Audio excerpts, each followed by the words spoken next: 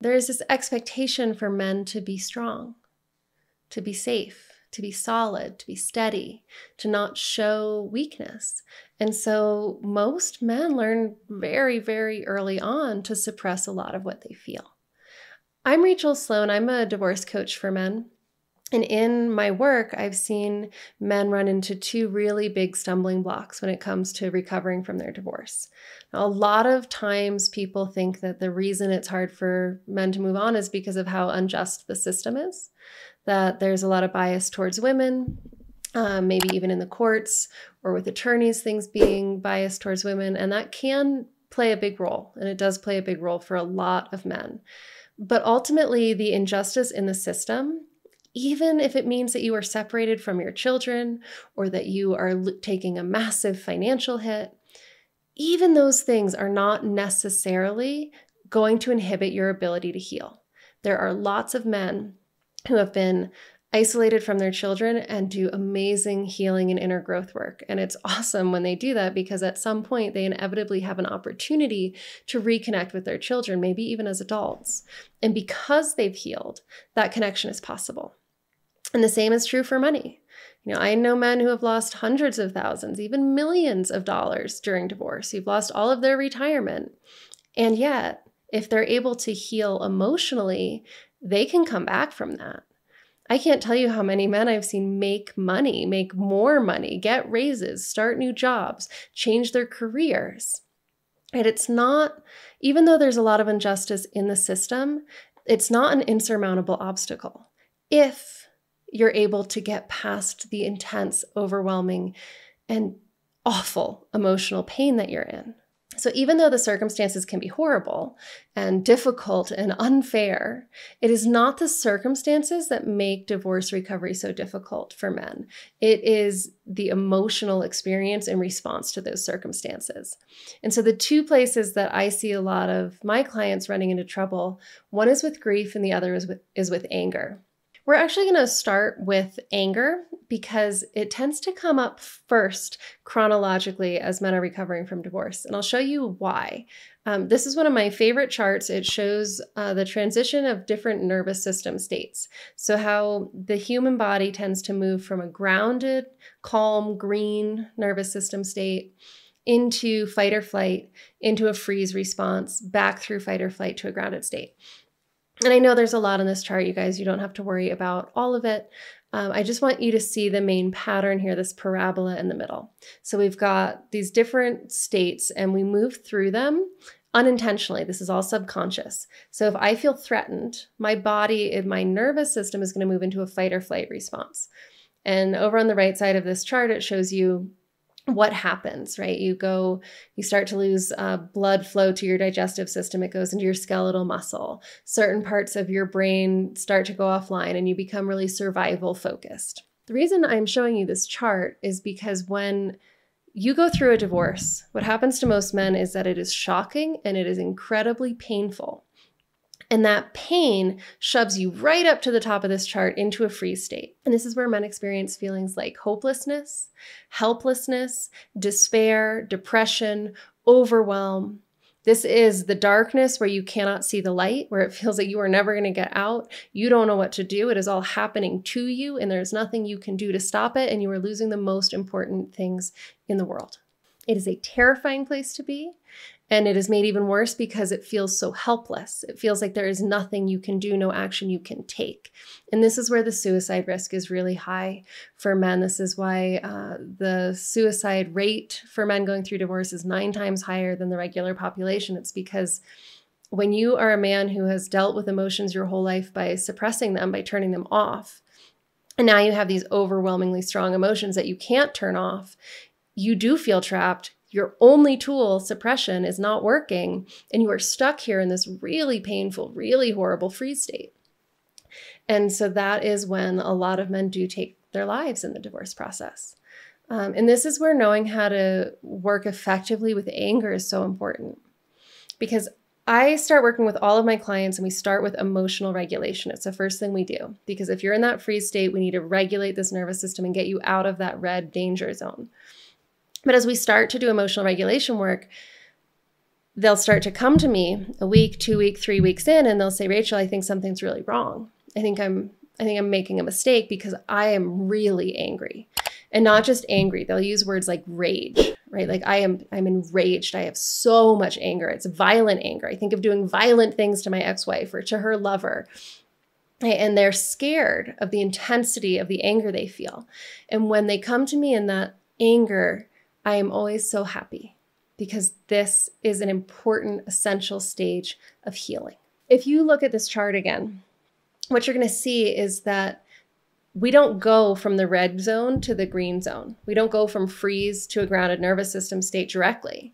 The only way we get there is by passing back through a fight or flight response.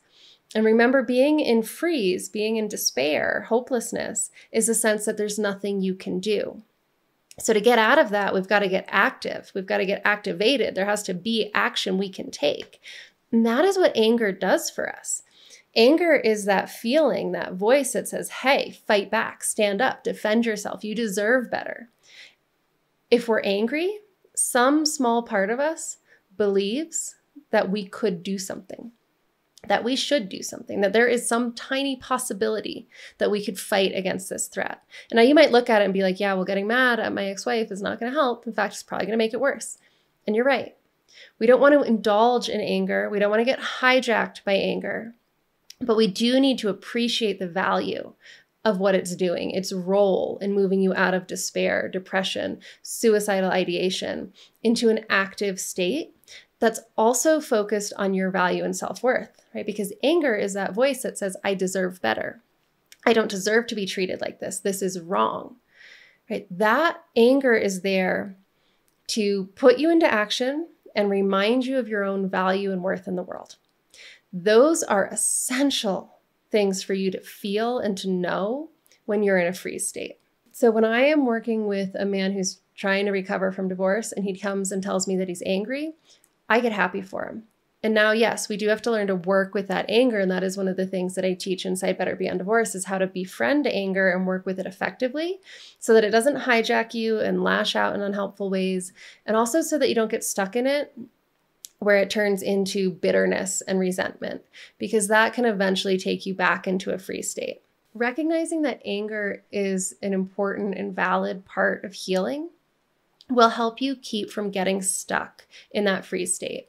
A lot of men have learned, again, through no fault of your own, that their anger wasn't acceptable, that it was dangerous, that they would be rejected, that they would be punished if they were angry, or if they allowed themselves to be angry. So really recovering from divorce requires you to change your relationship with anger. Instead of seeing it as this dangerous aspect of yourself, something to fear, something to control, you can start to see anger as a useful tool, an effective reminder that you have value, that you have a life worth living, that you are a person who deserves to be here.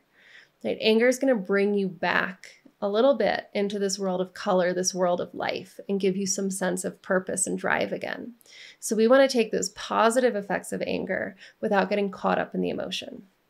The second area of emotional processing that's really important in divorce recovery for men, and where a lot of men get stuck, is dealing with grief. Usually this doesn't come up until you've gotten angry, because when you're in a freeze state, it's not so much grief as it is emptiness, numbness, the absence of sensation. And often there's a lot of fear there.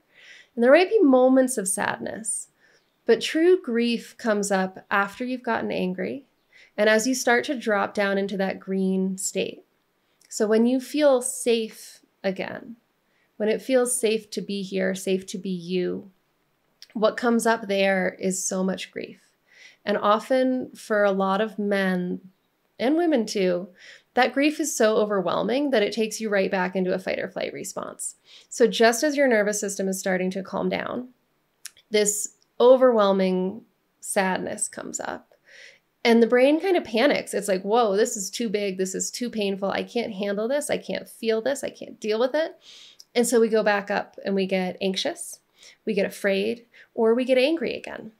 And a lot of men will actually use anger here unintentionally. I've seen men stay angry for 6 years, like actively, aggressively angry towards their ex-wives, reaching out, sending aggressive text messages, just still having this, almost uncontrollable sense of rage and injustice towards her. And when we explore that, what we invariably find is that that's how they're coping with grief. Right? When the grief comes up, their brain turns it into anger. How dare she? How could she do this? How could she not see what she's done to me, to the kids? It's not right. And the anger, as intense and maybe uncomfortable as it is, feels better than the grief, feels safer than the grief. And so it's really important, if you want to fully move on and really heal and not get stuck in the anger, right? We didn't want to get stuck in the freeze state. Maybe you've gotten through into the angry state, but you can get stuck there too. And it gets exhausting. Trust me, after 6 years, that anger gets exhausting and it starts to break you down. Now we have to learn how to deal with the grief. And learning to be with grief is a process of teaching your brain that you can handle it, right? Because it is strong and it is painful and it is hard to be with at first. But you know what? You have been through some incredibly painful things. Most of the men that I've worked with have an incredible threshold for physical pain. They can smash a thumb or break a bone or crack a rib, and they just keep going. They keep dealing with things. And when I ask them how they do it, they always tell me, well, it's just pain, right? It's fine. Like there's nothing actually wrong. There's nothing I can do about it. So I'm just going to deal with it and keep going. Right? And the same can be said for this emotional pain. When you start to notice that grief is just a physical sensation, it really is a physical pain, you can start to learn to be with it and be okay. And now that panic response goes away and you can stay grounded, you can stay in that green nervous system state while you're feeling grief. That's a lot safer. It's a lot easier. It's a lot less exhausting and complicated. And when you're there and you can be with grief, it can start to process and move through so you don't have to stay stuck in it. And there's a lot of tools that we can use here. But the important thing for you to know at this stage is that this is where a lot of men get stuck as well. They haven't learned the tools. They haven't learned how to be with grief or how to move through grief. And so their brain either turns it into anger or tries to shut it off and compartmentalize it and not feel it. And that can take them back through fight or flight and into freeze again as well. So it's not actually the circumstances of the divorce that keep men stuck. The circumstances can make it a lot harder. They can bring up a lot more strong and difficult emotions. But I have seen men in all kinds of circumstances. I have seen men who have had only hours of access to their kids, 3 hours, once or twice a month, for years during an ongoing custody battle in a foreign country that was brutal. And yet, that man was able to heal and grow because he was able to process these emotions. And now that he's finally going to get some resolution to this custody battle, he's finally, years later, going to get time with his kids. Guess what? When he has that time with them, he's not going to be bitter. He's not going to be resentful. He's not going to be taken over by anger. He's not going to be held back by depression and helplessness and despair. He's going to be able to be fully present and engaged with his children. He's going to be able to have a healthy relationship with them because he did the emotional healing work. And that's why I say it's not the circumstances that stop men from healing. It's not why divorce recovery is so hard for men. It's so hard for men because most men have never had the opportunity to learn how to effectively handle strong emotions, particularly anger and grief. If you would like some of those step-by-step tools and processes, then please join me in my free masterclass, How to Take Back Control of Your Life After Divorce. It is going to take you through the step-by-step processes and strategies that you need to actually implement what I'm talking about here so that you can deal effectively with anger and grief and not fall into these traps and get stuck. Thank you so much for joining me. I will see you guys in the next video.